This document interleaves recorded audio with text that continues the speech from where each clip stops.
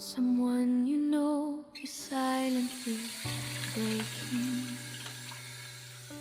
Akala mo lang okay siya kasi nga sikat siya.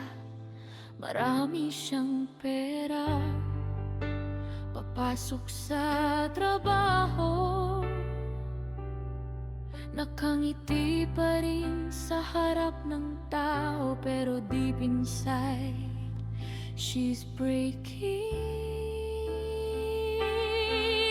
She wished to have vanished. Wala siyang makausap para sabihin problema niya. Hindi madali humingi ng tulong, mahal ang therapy.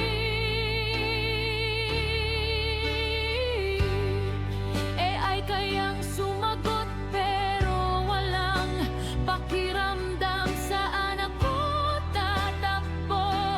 Sino kakausapin ko? Hindi ko na kaya. At ang pag-amin na naraka, nakakatakot, nakakahiya. Kanino ako magtitiwala?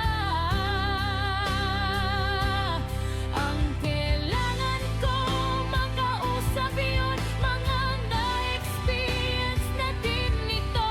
At paano sila nakasurvive.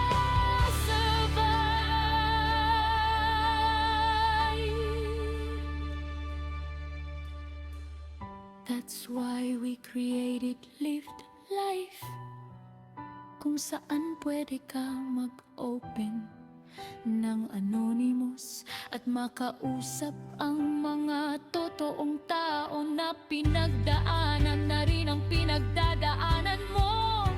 Kailangan mo